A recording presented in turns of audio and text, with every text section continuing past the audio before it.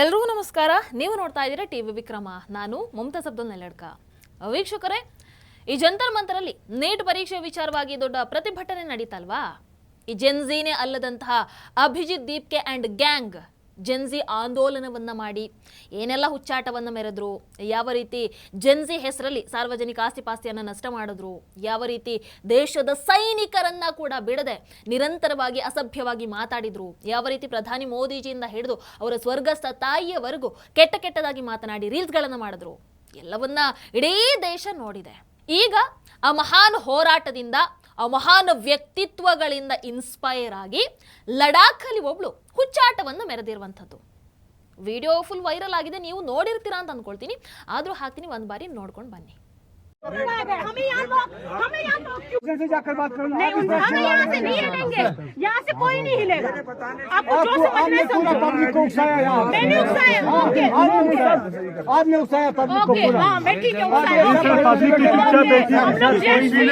सिर्फ 2 महीने के बच्चे बैठे हैं गाड़ी देगा। बिल्कुल सीनियर को बुलाओ ना। मंत्री यहाँ से कैसे निकलेगा? We are Gen-Zs. We are not tolerate this nonsense. We are not tolerate this nonsense. आप लोग मुझे बताओ, आप लोग बैठोगे या नहीं बैठोगे? चलो चलो ನೋಡಿದ್ರ ಈ ವಿಡಿಯೋದಲ್ಲಿ ಯಾಕೆ ತನ್ನನ್ನು ತಾನು ಜೆನ್ಝಿ ಅಂತ ಹೇಳ್ಕೊಳ್ತಾ ಇದ್ದಾಳೆ? ಯಾವ ಆಂಗಲ್ ಇಂದ ಈಕೆ ಜೆನ್ಝಿ? ಯಾವ ಜೆನ್ಝಿ? ಸೇನೆಯಲ್ಲಿ ರಸ್ತೆಯನ್ನ ಬ್ಲಾಕ್ ಮಾಡಿದೆ ಅಂತಂದ್ರೆ ಅದಕ್ಕೆ ಒಂದು ಕಾರಣ ಅನ್ನೋದು ಇರುತ್ತೆ, ಹೌದಾ? ಅವರಿಗೇನು ಇವ್ರುಗಳನ್ನ ನಿಲ್ಲಿಸ್ಕೊಂಡು ಅಥವಾ ಇವರನ್ನ ಬ್ಲಾಕ್ ಮಾಡಿ ಅವರಿಗೆ ಆಗೋದೇನಿದೆ? ನಿಮ್ಗಳ ಹಾಗೆ ಲೈಕ್ಸ್ ವ್ಯೂಸಿಗೋಸ್ಕರ ರೀಲ್ಸ್ ಮಾಡಿ ಹಾಕೋದಕ್ಕಿದೆ ಅವರಿಗೆ? ಇಲ್ಲ ಅಲ್ವಾ? ಭದ್ರತಾ ಕಾರಣ ಇರುತ್ತೆ ಅಥವಾ ಹವಾಮಾನದ ಕಾರಣದಿಂದ ಒಂದಷ್ಟು ಮಾಹಿತಿಗಳು ಸಿಕ್ಕಿರುತ್ತೆ. ಆ ಹಿನ್ನೆಲೆಯಲ್ಲಿ ಚೆಕ್ ಪೋಸ್ಟ್ ಅನ್ನು ಬಂದ್ ಮಾಡ್ತಾರೆ, ಜನರನ್ನ ಮುಂದೆ ಹೋಗದ ಹಾಗೆ ಒಂದ್ ಸ್ವಲ್ಪ ಹೊತ್ತು ತಡೀತಾರೆ. ನಿಮ್ಮ ಸೇಫ್ಟಿ ನೋಡೋದು ಕೂಡ ತಪ್ಪ ಹಾಗಾದ್ರೆ? ನಿಮ್ಮ ಸೇಫ್ಟಿಗೋಸ್ಕರ ಮಾಡಿದ್ದದನ್ನ. ಆದ್ರೆ ಇದನ್ನೇ ದೊಡ್ಡ ಕಾರಣ ಮಾಡ್ಕೊಂಡಂತ ಈ ಒಂದು ಹೆಂಗಸು ಜೋರ್ ಬೊಬ್ಬೆ ಹಾಕಿ ಸೀನ್ ಕ್ರಿಯೇಟ್ ಮಾಡೋದಕ್ಕೆ ಶುರು ಮಾಡ್ತಾಳೆ. ನಾನು ಜೆನ್ಝಿ, ಸೊ ನಾನಿದನ್ನೆಲ್ಲ ಸಹಿಸ್ಕೊಳ್ಳೋದಿಲ್ಲ, ಏನು ಟಾಲರೇಟ್ ಮಾಡೋದಿಲ್ಲ ಅಂತೆ ಭಾರತೀಯ ಸೇನೆ ಮೇಲೆ ಕೂಗಾಡೋದಕ್ಕೆ ಶುರು ಮಾಡ್ತಾಳೆ. ಓಕೆ, ಫಸ್ಟ್ ಆಫ್ ಆಲ್ ಇಲ್ಲಿ ಆಕೆ ಜೆನ್ಝಿ ತರಂತೂ ಕಾಣಿಸ್ತಾ ಇಲ್ಲ. ಎರಡನೇದಾಗಿ, ಆಯ್ತು ನೀನು ಜೆನ್ಝಿನೇ ಆಗಿದ್ರೆ ಯಾವಾಗಿಂದ ಈ ಜೆನ್ಝಿ ಆಗಿರುವಂಥದ್ದು ನಾನು ಏನು ಬೇಕಾದ್ರೂ ಮಾಡಬಹುದು, ನಾನು ಹೆಂಗ ಬೇಕಾದ್ರೂ ಮಾತಾಡಬಹುದು ಅನ್ನುವಂಥ ಲೈಸೆನ್ಸ್ ಅನ್ನ ಕೊಟ್ಟಿದ್ದು? ಯಾರಿಗೆ ಬೇಕಾದ್ರೂ ಅವಮಾನವನ್ನು ಮಾಡುವಂತ ಲೈಸೆನ್ಸ್ ಯಾವಾಗ ಕೊಟ್ಟಿದ್ದು? ನೀನ್ ಜೆನ್ಝಿ ಆದ ಕೂಡಲೇ ಸೇನೆಗೆ ಅವಮಾನವನ್ನು ಮಾಡಬಹುದಾ? ಏನ್ ಜೆನ್ಝಿ ಅನ್ನೋದು ದೊಡ್ಡ ಕಿರೀಟನ? ಅದು ಜೆನ್ಝಿ ಒಂದು ಜನರೇಷನ್ ಹೆಸರಷ್ಟೇ.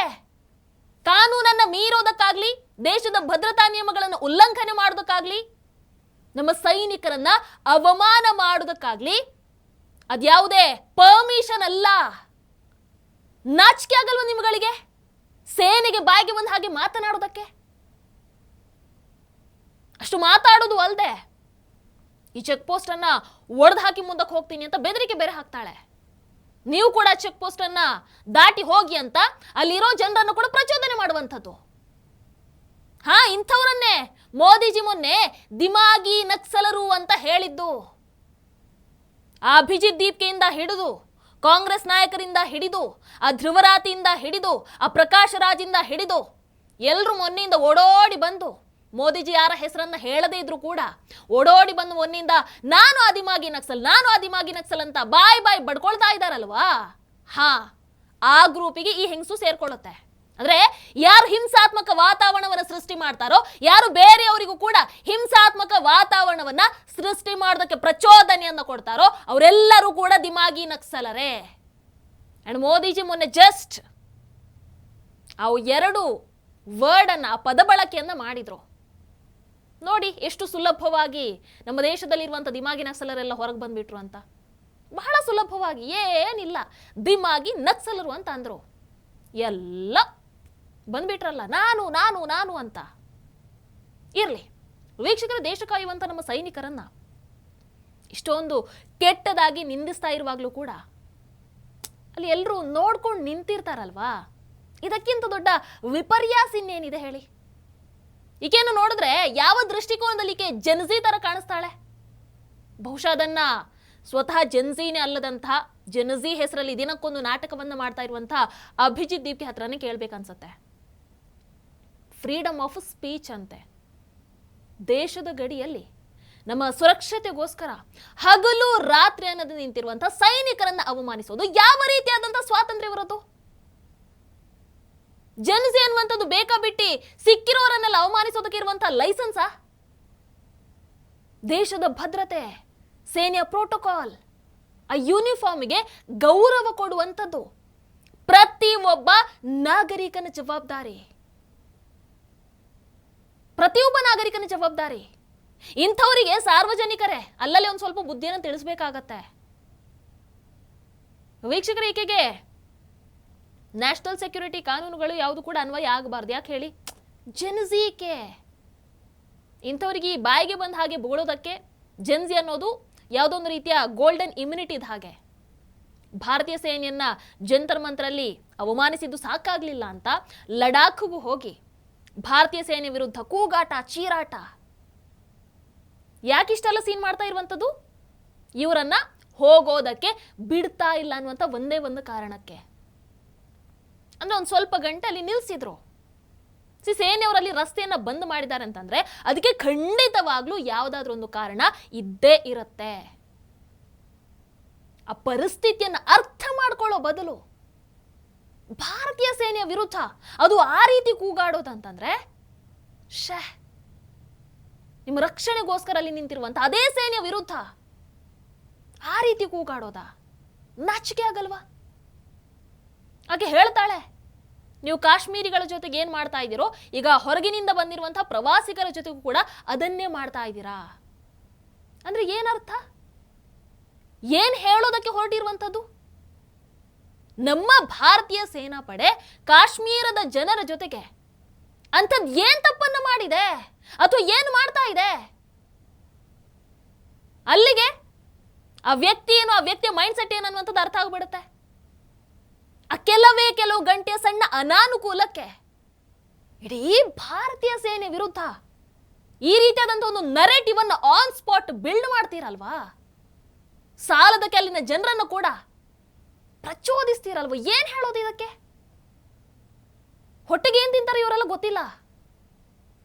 ಆಮೇಲೆ ಆಕೆ ಹೇಳ್ತಾಳೆ ಸೈನಿಕರಿಗೆ, ನಿಮಗೆಲ್ಲ ನಮ್ಮ ತೆರಿಗೆ ಹಣದಿಂದ ಸಂಬಳ ಸಿಗುತ್ತೆ, ಹಾಗಂತ ನೀವು ನಮಗಿಂತ ಮೇಲಿನವರು ಅಂತ ಅಂದ್ಕೊಂಡಿದ್ದೀರಾ ಅಂತ ಕೇಳ್ತಾಳೆ ಸೈನಿಕರಿಗೆ. ಅಂದ್ರೆ ಈಕೆ ಸೇನೆಯವರಿಗೆ ಸಂಬಳವನ್ನ ಕೊಡ್ತಾ ಇದ್ದಾಳೆ, ಸೇನೆಯವರು ಈಕೆ ಕೆಲಸದವರು ಅನ್ನೋ ಹಾಗೆ ಆಡ್ತಾ ಇದ್ದಾಳೆ. ಆಕೆ ಮಾತಿನ ಅರ್ಥ ಅದೇ ತಾನೆ. ಹಾಗಾದ್ರೆ ಇವಳು ನಾಳೆ ಯಾರ್ಯಾರಿಗೆ ಏನೇನೆಲ್ಲ ಹೇಳಲ್ಲ? ಅವರಲ್ಲಿ ಗಡಿಯಲ್ಲಿ ತಮ್ಮ ಮಕ್ಕಳನ್ನ, ತಮ್ಮ ಕುಟುಂಬದವರನ್ನ ಎಲ್ಲರನ್ನ ಬಿಟ್ಟು ದೇಶಕ್ಕೋಸ್ಕರ ಎಲ್ಲವನ್ನ ತ್ಯಾಗ ಮಾಡಿ ನಿಂತಿದ್ದಾರಲ್ಲ. ಈ ವ್ಯಕ್ತಿಗೆ ಅದನ್ನ ಮಾಡೋದಕ್ಕಾಗಬಹುದಾ? ಅವರಲ್ಲಿ ನಿಂತಿರೋದ್ರಿಂದಾನೇ, ಆ ರಿಸ್ಕ್ ತಗೊಂಡಿರೋದ್ರಿಂದಾನೇ ನಿಮ್ಗಳಿಗೆ ಸ್ವಾತಂತ್ರ್ಯ ಸಿಕ್ಕಿರೋದು ಬಾಯಿಗೆ ಬಂದ ಹಾಗೆ ಮಾತನಾಡೋದಕ್ಕೆ.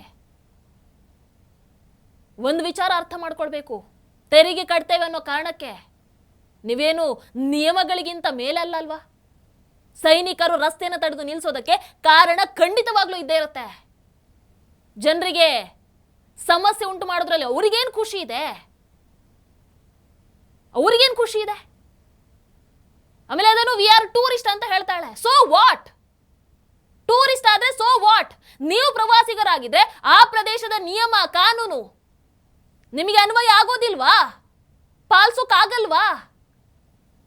ನೀವು ಕಾಶ್ಮೀರಕ್ಕೆ ಹೋಗಿ, ಲಡಾಖ್ಗೆ ಹೋಗಿ, ಅಥವಾ ದೇಶದ ಯಾವುದೇ ಮೂಲಕ್ಕೆ ಹೋಗಿ, ಅಲ್ಲಿನ ಸ್ಥಳೀಯ ಕಾನೂನು, ಅಲ್ಲಿನ ಭದ್ರತಾ ನಿಯಮ, ಅಲ್ಲಿನ ಅಧಿಕಾರಿಗಳ ಸೂಚನೆ ಗೌರವಿಸಬೇಡ್ವಾ?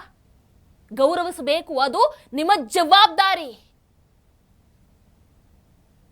ಕೊನೆಗೆ ಸೇನೆಯ ಕಮಾಂಡಿಂಗ್ ಆಫೀಸರ್ ಅವರೇ ಬಂದು ನಿಮ್ಮ ಸುರಕ್ಷತೆಗೋಸ್ಕರ ನಾವು ರಸ್ತೆಯನ್ನು ಬಂದ್ ಮಾಡಿದೀವಿ ಅಂತ ಹೇಳ್ತಾ ಇದ್ರೆ ಪರವಾಗಿಲ್ಲ ಸರ್, ಇಟ್ಸ್ ಓಕೆ ಅಂತ ಅಟ್ಲೀಸ್ಟ್ ಒಂದು ಧನ್ಯವಾದವನ್ನ ಹೇಳೋ ಬದಲು ಅವ್ರಗಳ ಜೊತೆ ನಡ್ಕೊಳ್ಳುವಂತಹ ರೀತಿನ ಅದು, ಅವರಿಗೆ ಬಳಸುವಂತ ಭಾಷೆನ ಇದು. ऐसा है, ठीक है। यहाँ पे तेज बारिश हो रही है, लेकिन ऊपर जहाँ पे है वहाँ पे बहुत तेज स्नोफॉल हो रहा है। ओके, तो हम रिस्क नहीं लेना चाहेंगे। जब एरिया सेफ होगा, थैंक यू, जब एरिया सेफ होगा तभी हम आपको ऊपर भेजेंगे। ओके। ವೀಕ್ಷಕರೇ, ಈ ವಿಡಿಯೋ ಬಗ್ಗೆ ಜಮ್ಮು ಕಾಶ್ಮೀರದ ಮುಖ್ಯಮಂತ್ರಿ ಉಮರ್ ಅಬ್ದುಲ್ಲಾ ಅವರು ಕೂಡ ರೀಟ್ವೀಟ್ ಮಾಡಿ ಸ್ವತಃ ಪ್ರತಿಕ್ರಿಯೆಯನ್ನು ಕೊಡ್ತಾರೆ. ಅವ್ರು ಬರ್ಕೊಳ್ತಾರೆ, ನಾವು ಜೆನ್ಜಿ ಅಂತ ಹೇಳೋದು ಈಗ ಹೆಂಗಾಗಬಿಟ್ಟಿದೆ ಅಂತಂದ್ರೆ, ಹಿಂದಿನ ಕಾಲದಲ್ಲಿ ನಿಂಗೆ ಗೊತ್ತಿಲ್ಲ ನಮ್ಮಪ್ಪ ಯಾರು ಗೊತ್ತಾ ಅನ್ನೋ ರೀತಿ ಆಗಬಿಟ್ಟಿದೆ.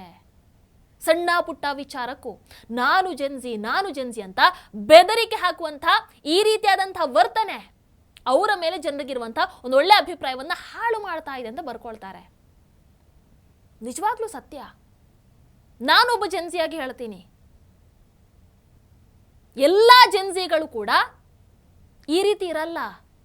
ಜೆನ್ಸಿಗಳೆಲ್ಲರೂ ಕೂಡ ಕೆಟ್ಟವರು ಅಂತ ಹೇಳೋದಕ್ಕಾಗಲ್ಲ. 0.1% ಜೆನ್ಸಿಗಳು ಈ ಮೋದಿಜಿಯವರ ವಿರುದ್ಧ, ಸೇನೆಯ ವಿರುದ್ಧ, ದೇಶದ ವಿರುದ್ಧ ಹುಚ್ಚರ ಹಾಗೆ ಮಾತಾಡೋರು ಇರ್ತಾರೆ. ಅಂಥವರು ಇದ್ದ ಕೂಡಲೇ ಎಲ್ಲ ಜೆನ್ಸಿಗಳು ಕೂಡ ಸರಿ ಇಲ್ಲ, ಅವರೆಲ್ಲರೂ ತಪ್ಪು ಅಂತ ಹೇಳೋದಕ್ಕಾಗಲ್ಲ, ಹೇಳಬಾರ್ದು. ನಿಮಗೆ ಎಷ್ಟು ಜೆನ್ಸಿಗಳು ಬೇಕು? ದೇಶಕ್ಕೆ ಕೀರ್ತಿ ತಂದು ಕೊಟ್ಟಂತ ಉದಾಹರಣೆ ಅದೆಷ್ಟು ಜೆನ್ಸಿಗಳಿದ್ದಾರೆ. ಹನುಮಾನ್ ಚಾಲಿಸ, ಭಗವದ್ಗೀತೆ ಬೈಹಾಟ್ ಮಾಡಿರುವಂಥವ್ರು, ಬೇರೆ ಬೇರೆ ಒಳ್ಳೆ ಕೆಲಸಗಳ ಮೂಲಕ ಮಾದರಿ ಆಗ್ತಾ ಇರುವಂಥವ್ರು ಬಹಳಷ್ಟು ಜೆನ್ಸಿಗಳಿದ್ದಾರೆ. ಹಾಗಾಗಿ ಎಲ್ಲ ಜೆನ್ಸಿಗಳು ಕೂಡ ಆ ಜಂತರ್ ಮಂತರ್ನಲ್ಲಿ ಇದ್ರಲ್ವಾ ಅಂಥವ್ರ ಹಾಗೆ ಅಥವಾ ಈ ವ್ಯಕ್ತಿಯ ಹಾಗೆ ಇರಲ್ಲ. ಸಂಸ್ಕಾರ ಇರುವಂಥವ್ರು ಇದ್ದಾರೆ, ಬಹಳಷ್ಟು ಮಂದಿ ಇದ್ದಾರೆ. ಸೊ 0.1% ಇಂಥವ್ರು ಇರ್ತಾರೆ. ಸೊ ನಾವು ಅದಕ್ಕೆ ಏನು ಮಾಡಬೇಕು? ಇಂತಹ ಕೊಳಕು ಜೆನ್ಸಿಗಳನ್ನ ವಿರೋಧನೂ ಮಾಡಬೇಕು, ಅಂಥವರಿಂದ ಆದಷ್ಟು ದೂರ ಉಳ್ಕೊಳ್ಬೇಕು. ಕೊನೆಯದಾಗಿ ನಾನು ಹೇಳೋದಿಷ್ಟೇ, ಐ ಆಮ್ ಜೆನ್ಜಿ ಅನ್ನುವಂಥದ್ದು ಯಾವುದೇ ರೀತಿಯಾದಂಥ ಸಾಧನೆನೂ ಅಲ್ಲ, ಯಾವುದೇ ರೀತಿಯಾದಂಥ ಅರ್ಹತೆನೂ ಅಲ್ಲ, ಅಥವಾ ಸೇನೆಯನ್ನು ಅವಮಾನಿಸೋದಕ್ಕೆ ಸಿಕ್ಕಿರುವಂಥ VIP ಪಾಸ್ ಕೂಡ ಅಲ್ಲ. ಯಾರನ್ನೂ ಅವಮಾನಿಸೋದಕ್ಕೆ ಸಿಕ್ಕಿರುವಂಥ VIP ಪಾಸ್ ಅಲ್ಲ ಅದು. ನೀವು ನಿಜವಾದ ಜೆನ್ಸಿ ಆಗಿದ್ರೆ ರಾಷ್ಟ್ರೀಯ ಭದ್ರತಾ ನಿಯಮಗಳನ್ನು ಗೌರವಿಸೋದನ್ನು ಕಲೀರಿ. ಒಳ್ಳೆ ಕೆಲಸಗಳನ್ನು ಮಾಡಿ ಐ ಆಮ್ ಜೆನ್ಸಿ ಅಂತ ಹೇಳಿ, ಒಂದಷ್ಟು ವ್ಯಕ್ತಿಗಳಿಗೆ ಇನ್ಸ್ಪೈರ್ ಆಗಿ ಆನಂತರ ಹೇಳಿ ಐ ಆಮ್ ಜೆನ್ಸಿ ಅಂತ ಹೆಮ್ಮೆಯಿಂದ ಹೇಳಿ. ಇಂತಹ ಕೆಟ್ಟ ಕೆಟ್ಟ ಕೆಲಸಗಳನ್ನ ಮಾಡಿ ನಾನು ಜೆನ್ಸಿ ಅಂತ ಹೇಳೋದಕ್ಕೆ ಹೋಗಬೇಡಿ. ಈ ದೇಶದ ಕಾನೂನೇನಿದೆ ಗೌರವಿಸೋದನ್ನು ಕಲೀರಿ. ಆಮೇಲೆ ಜೆನ್ಸಿ ಅಂತ ಬಾಯಿ ಪಡ್ಕೊಳ್ಳಿ. ಆಗಲ್ಲ ಅಂತಂದ್ರೆ ಬಾಯಿ ಮುಚ್ಕೊಂಡು ಮನೇಲಿ ಕೂತ್ಕೊಳ್ಳಿ ಅಷ್ಟೇ. ಇದರ ಬಗ್ಗೆ ನಿಮ್ಮ ಅಭಿಪ್ರಾಯನೂ ಕಮೆಂಟ್ ಮಾಡಿ. ನಮಸ್ಕಾರ. ಟಿವಿ ವಿಕ್ರಮ, ದೇಶ ನಿಮ್ಮ ಕೈಯಲ್ಲಿ. ಈ ಕಾರ್ಯಕ್ರಮ ನಿಮಗೆ ಇಷ್ಟ ಆಗಿದ್ದಲ್ಲಿ ಲೈಕ್, ಶೇರ್ ಹಾಗೂ ಕಮೆಂಟ್ ಮಾಡಿ. ಟಿವಿ ವಿಕ್ರಮದ ಕಾರ್ಯಕ್ರಮಗಳನ್ನು ನಿರಂತರವಾಗಿ ವೀಕ್ಷಿಸಲು ಸಬ್ಸ್ಕ್ರೈಬ್ ಮಾಡಿ, ಬೆಲ್ ಐಕನ್ ಒತ್ತಿ.